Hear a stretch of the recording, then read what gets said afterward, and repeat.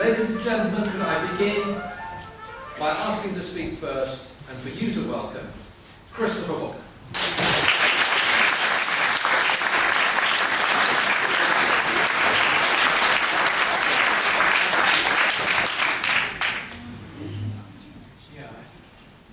Mr. Chairman, when you started a sentence by saying charming, I thought you were going to talk about the lovely and very charming lady. That comes later. Which will come later, indeed. Yeah, it's amazing to see you all. I'm sorry that I was very unavoidably detained today, which means that I have not heard. This is the first time I've been in this room. I'm sure a lot of things have been said which I hope will not overlap anything I say. I know quite a few things have been said which will contradict, or which I will have to contradict. And I do offer you my very sincere apologies. No, it's great to see you. I've met a lot of old friends, and it's wonderful to be here. It's particularly good, pleasant for me to be here with Richard North and Mary Ellen Simon. Although Dr. Richard North and I have been in a civil partnership for 20 years, writing 4 books together and talking 3 or 4 times pretty well every day on the telephone, we do hardly ever meet. So it's always for me a particular pleasure to set eyes on you. I've only met Mary Ellen Simon once, but Richard and I have long admired greatly her writings in the Irish Daily Mail and her blog. And such are the sad times that we now live in, the pitiful times, that alas, we will not be able to do this any longer. Because the Daily Mail has in its wisdom decided that Mary Ellen has 3 attributes which really in these days of a dying industry that journalism is, disqualify her from continuing to contribute to their pages. A, she knows what she's talking about. B, she writes extremely well. And C, she has lived for many years in that heart of darkness, Brussels, where she gazes in horrified amazement at everything she sees going on. And she's pretty well the only person in that town who actually sees it for what it is. So it's great, Mary Ellen.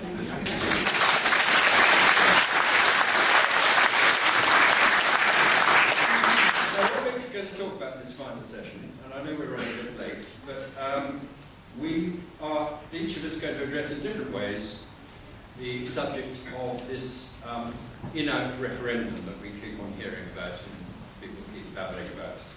And also, we are going to explore what we believe is the only realistic way that we can escape from the, what did I was going to call it? The unmitigated disaster of the European Union. Now, the main reason, of course, why everyone's been babbling on about this referendum for some months is because last January, our illustrious and beloved Supreme Leader was panicked into making a pledge about a referendum by the surge in the support for UKIP and by the fact that a lot of his backbenchers were getting very restive at the thought that they might, on the Europe issue alone, possibly lose their seats at the next election. Now, let's recall what Cameron actually said. He said 3 things, basically. One was, he implied it, he didn't actually say it, but he said, of course I'm going to win the next election in 2015. Then I'm going to storm over to Brussels and I'm going to jolly well negotiate with them the return of lots of the powers of government. I'm not going to name what those powers are, but that's going to be what I will achieve. And then, the third point, in 2017, no sooner, no later, I will be able to appear before the British people as the leader of a yes campaign on the basis of this brilliant deal that I've managed to secure in Brussels. And you and I say you, meaning everyone in this room and I, know that everything he uttered in that extraordinary pledge For a start, there is an implied assumption that he's going to win the next election. Then he says he's going to go over to Brussels to ask for something which completely breaks all the rules of the club. When you signed up for the European Union, you signed the treaties. The rule is, the sacred rule is, that those powers have been handed over to a system of government centred in Brussels, and that they are never to be returned. That's the whole principle on which the thing has been built up over the last 60 years. So he's breaking rule number 1 and probably rules number 1 to 100. When it comes to going over to Brussels to ask for powers back, I wonder how many of you saw that little clip the other day of some silly journalist, Mr. Barroso, floating past. How many of you saw that clip? Journalist, BBC journalist, asked, passing Barroso, is Mr. Cameron going to get some powers back? Barroso himself just walks on with a clearly audible, scornful chuckle. An aide walking just behind him says quite loudly, so that the camera and the microphones can pick it up, no.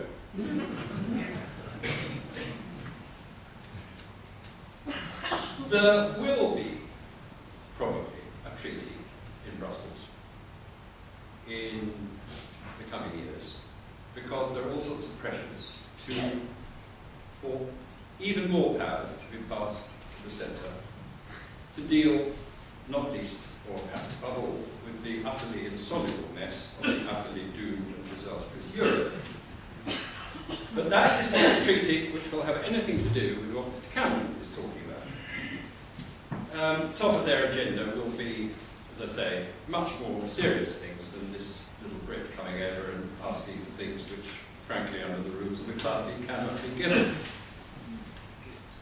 So, Mr. Cameron's three-point plan, if he gets to the point of 2017, he will see that they're still in the middle of all the procedures that are needed for a new treaty, which will have nothing to do with what he wants.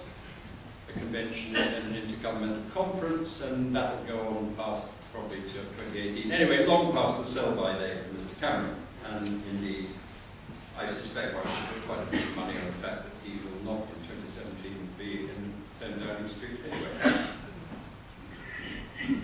But we must at least give him this.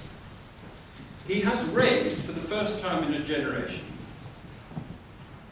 the question of a referendum which might give the British people a chance to get out of this unmitigated disaster.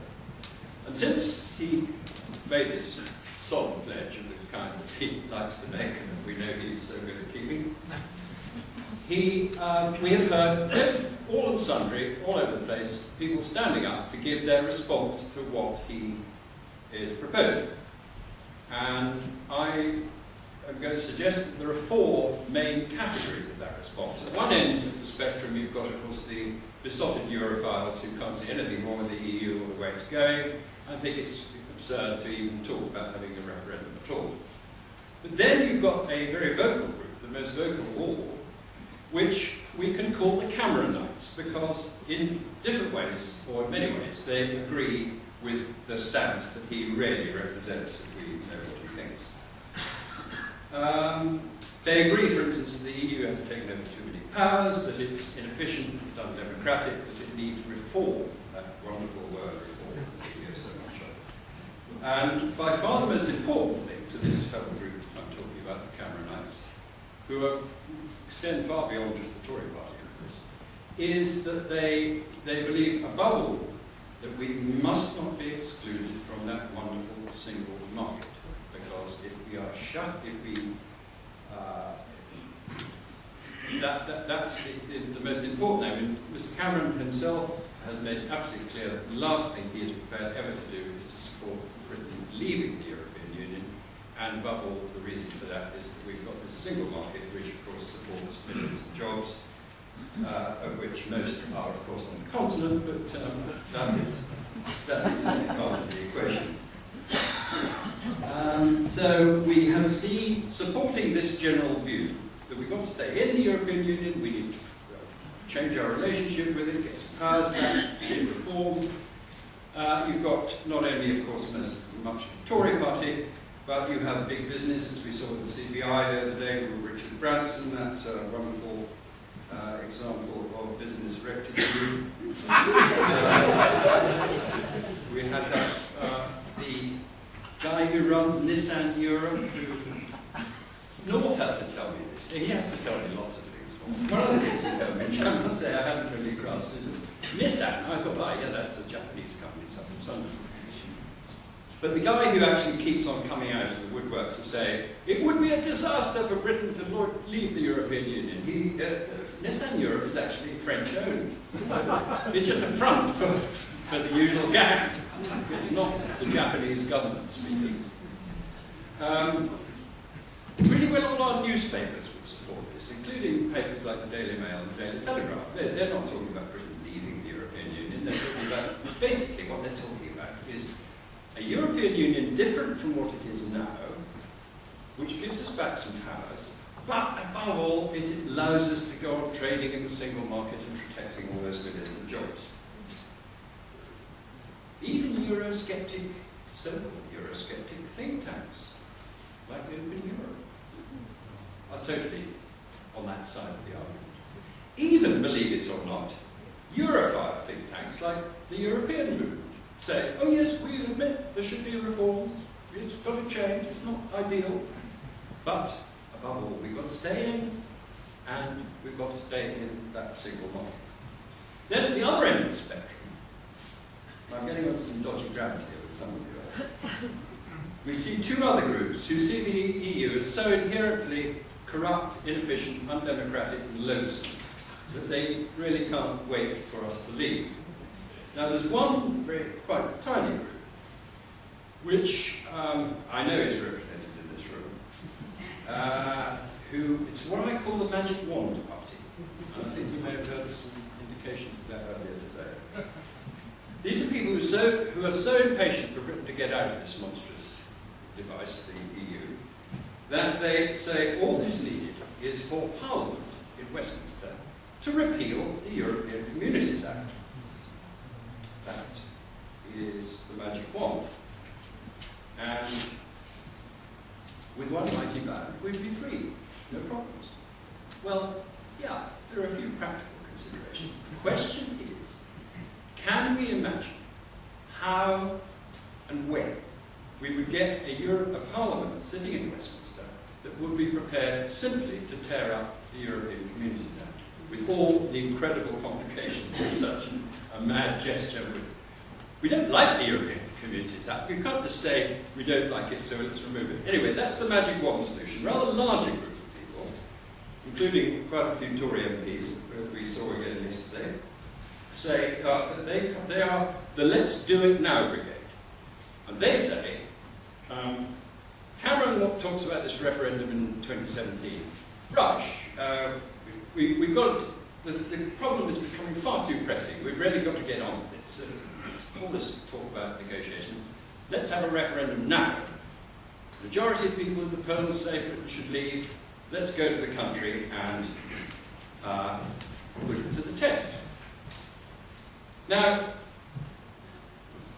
I know there are quite a lot of people in the country, and probably quite a lot of people in this room, who would like to have a referendum, much sooner than Cameron's talking about. I know one of the people I was talking about this with was on Sunday was Nigel Farage. He would like a referendum very soon. But I have to say, bluntly, I fear that there is an amazing amount of evidence to suggest that if we have a referendum tomorrow, or even next week, or next year, we would lose it. Yes. Despite what the polls say. And there's a very powerful reason why we would lose that referendum, and why the British people, however reluctantly, would in fact end up by voting for us to stay in the European Union. That's because the whole argument, the whole debate has been so hopelessly trivialised, skewed, that people actually have not any real idea of what the issues are. Because they're not certainly being told it by the people who are in favour of staying in the European Union. And what they talking about we're talking about all those things I was talking about before. We're talking about the leaderships of all the three main parties. We're talking about almost all the media, led above all, of course, by the BBC.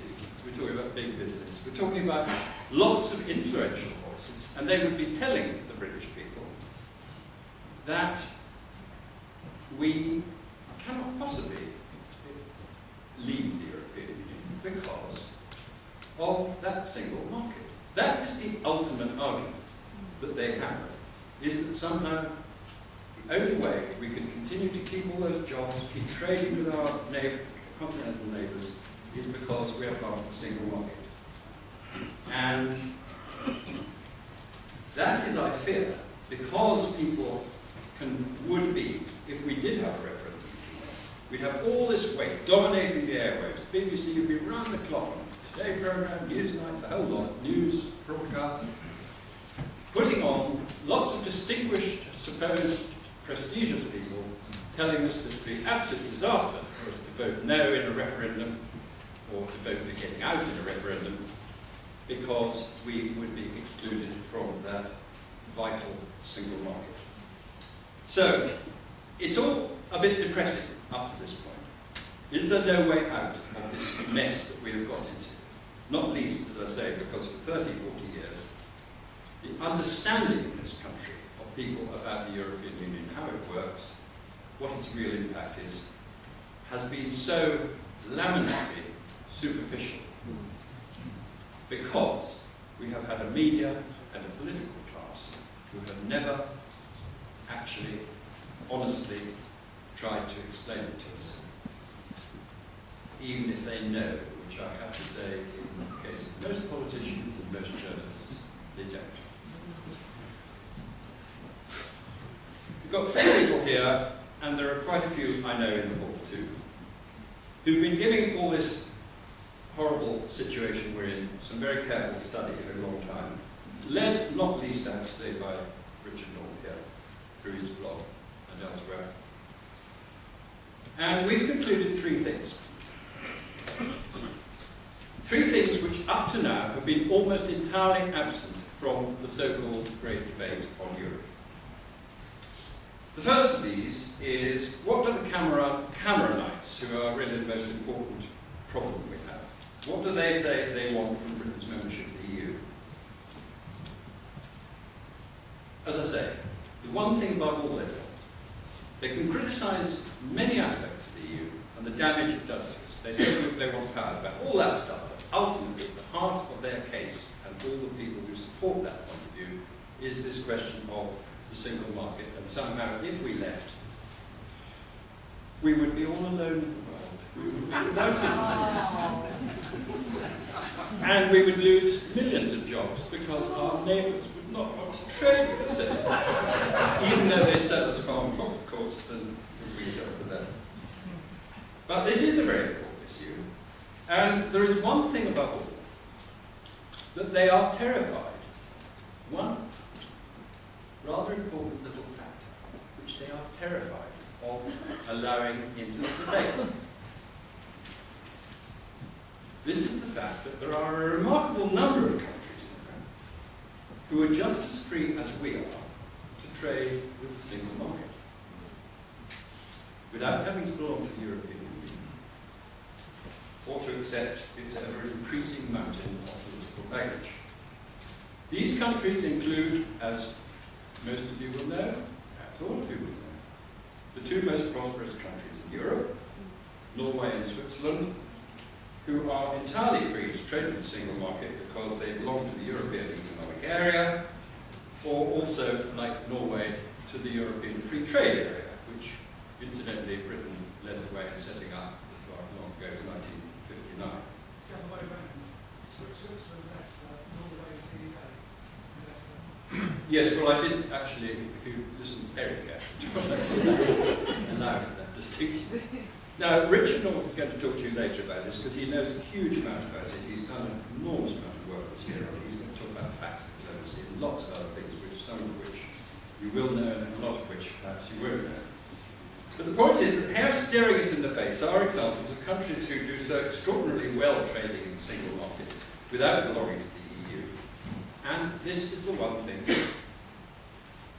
very rarely, I was going to say almost never, but actually it is occasionally discussed in the media. And even one or two politicians may have mentioned it. But it is the thing that it is the great secret of the whole debate. People will not honestly come out. The BBC certainly won't allow people to queue up on the Today programme and tell us that you can trade with the single market, you can hang on to that wonderful benefit that we all appreciate, up to a point, without having to be in the European Union. So that's the first point. Now the second point, which is very important, and I'm sure a lot of you have also become pretty aware of this, getting out of the European Union is going to be an incredibly complicated matter, because we are bound to it now by a huge web of laws which are part of the laws of this country, treaties. I think Richard North has found 790 treaties, is it something like that, Richard? The EU has signed on our behalf. Now, if you leave the EU and you're no longer allowed to be represented by the EU, you have to go through all those treaties.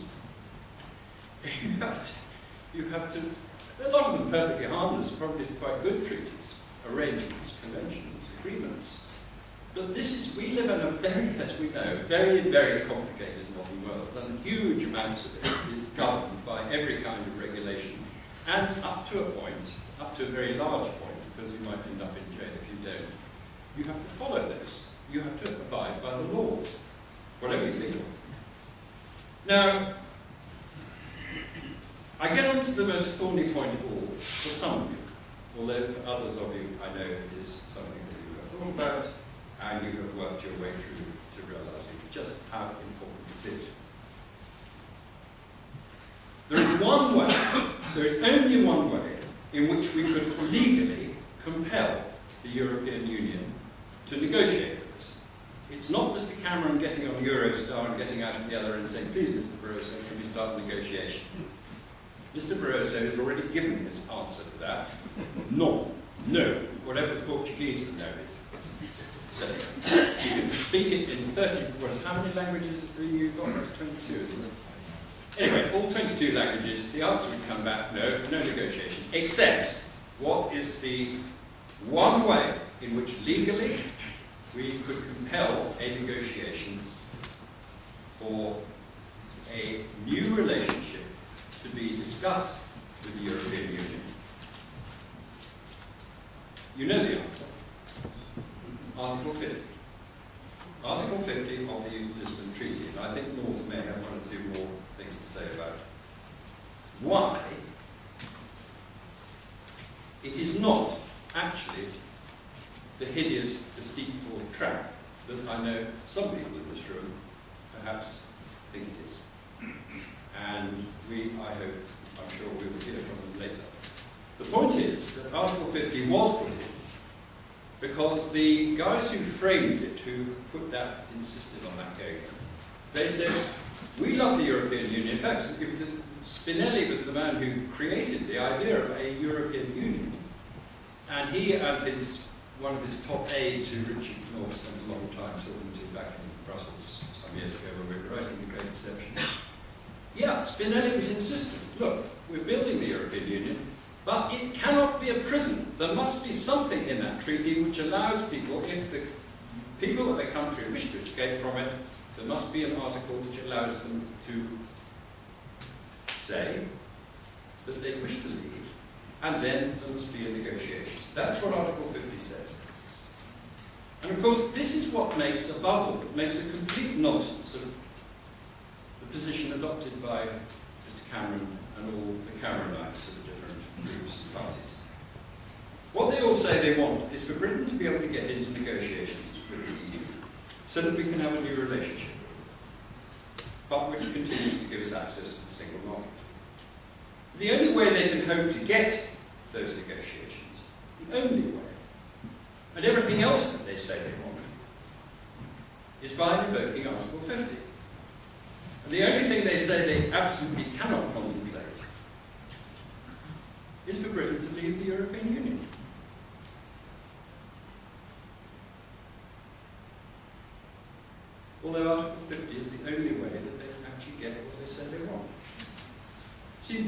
are so used to not thinking straight about politics. They haven't been thinking straight for years. And they can't see, in their confused little bubble, that that is the realistic point at the heart of this whole debate. So points 1 and 2 are that we should aim to emulate the example of Norway, let us say, by joining Norway and the other countries in EFTA. And we can only do that by first invoking Article 50, leaving the European Union with all the rest of the dreary and suffocating political paraphernalia that comes with it. But the third point, this is where I'm going to end, this time I did. The point is, we somehow have to get this plain and simple alternative injected into the national debate. Because at the moment, it is not being discussed. There is a complete wall of silence about it. For far too long, our case for getting out of this disaster called Europe has been utterly sterile, because it is so endlessly and repetitively negative. And I've played my part in that. We all have. We've all complained endlessly about regulations, the lack of democracy, all the points we always make. We all know that the EU is an unmitigated disaster. We all know that for us to have got drawn into this ghastly mess in the first place was, in the immortal words of Margaret Thatcher, whose speech gave its name to this august organisation, as she called it, to have got involved in it in the first place, was a political error of the first magnitude. And everyone in this room, I think, would agree. But what the British people need now is to have their eyes lifted out of this sterile little cul-de-sac that everything and everyone has been landing us in. And when I say that, I mean the whole political class, everybody. We are in a sterile little cul-de-sac at the moment. We need to be given a positive alternative, a positive vision of what this country could be once again, if we were again free to decide our own independent future, to decide our own laws, or at least most of them, to chart our own destiny in the world. Where there is no vision, the people perish. For too long, we've had no vision, and bit by bit, we have been perishing. Do you notice the worst consequence of all of the fact that for 40 years we have been subjected to the prison of the mind, that is, little Europe? As a people, we have lost the ability even to think straight about our own politics. We have been infantilized. It is time we learned again as a sovereign nation what it is to be grown up.